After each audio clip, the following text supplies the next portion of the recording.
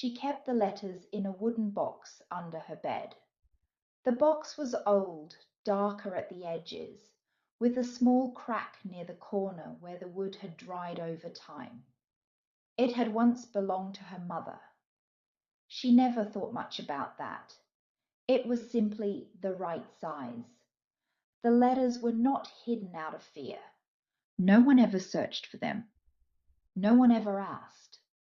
They stayed there because she never knew what should come next. Every few weeks, sometimes after months of silence, she would sit at the small table by the window, the same table she used for bills, grocery lists, and the occasional birthday card. She would smooth the paper carefully, as if neatness could give her thoughts more clarity. Then she would write, "My dear Thomas." She always began that way. Never dear. Never just his name. My dear Thomas felt like something that belonged to another version of herself. A woman who had once believed that words could fix things. She and Thomas had met when they were young enough to think love was something you simply stepped into, like a warm room. They married quickly, not recklessly, just confidently. Everyone said it made sense. For a long time it did. They built a life out of ordinary things. Morning coffee, shared jokes that lost their meaning to anyone else, the sound of keys on the table at the end of the day. They weren't dramatic people. They didn't shout. They didn't storm out. When disagreements came, they sat with them quietly, sometimes too quietly. That was where the trouble began. Silence is patient. It waits. Years passed without any single moment that could be blamed. No betrayal, no single mistake. Just a gradual forgetting of how to reach for each other. She remembered one evening clearly. They were sitting in the living room. The television was on, though neither of them was watching. Thomas laughed at something on the screen, then stopped when he realized she hadn't reacted. He looked at her as if he wanted to say something. Then he didn't. That moment stayed with her longer than most. When he finally said he needed space, his voice sounded careful, practiced, like he had already said the words many times before. She nodded, because nodding had become easier than asking questions. She didn't cry when he left. She cried later, much later. The house felt unchanged at first. The same rooms, the same furniture, but sound behaved differently. It echoed where it hadn't before. Doors felt heavier. Nights felt longer.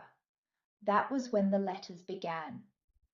At first, she wrote with urgency, as if the paper might disappear if she didn't get everything out fast enough. She wrote about loneliness, about anger, about how unfair it felt to be the one who stayed. Some letters were sharp, filled with words she would never have spoken out loud. She didn't soften them. She didn't reread them. She folded the pages and placed them in the box immediately. Over time, the letters changed. They slowed down. She began writing about memories she hadn't thought of in years.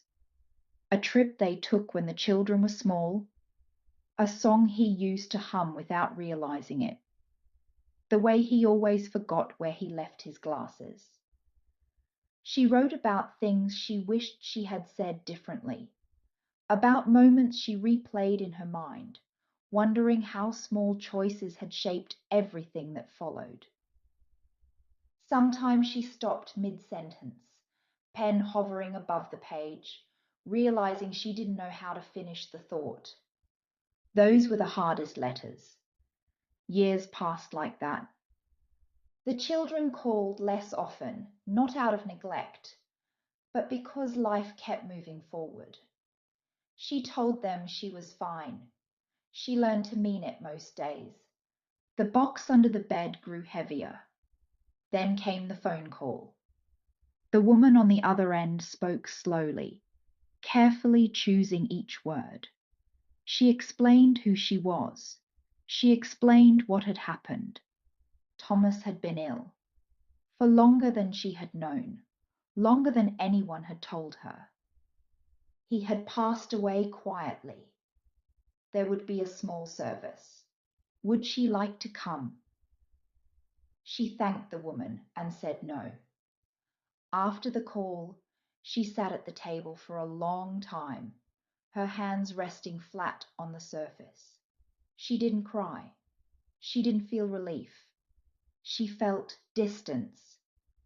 That night, she pulled the box from under the bed. She opened it and began reading. Some letters made her uncomfortable. Others surprised her.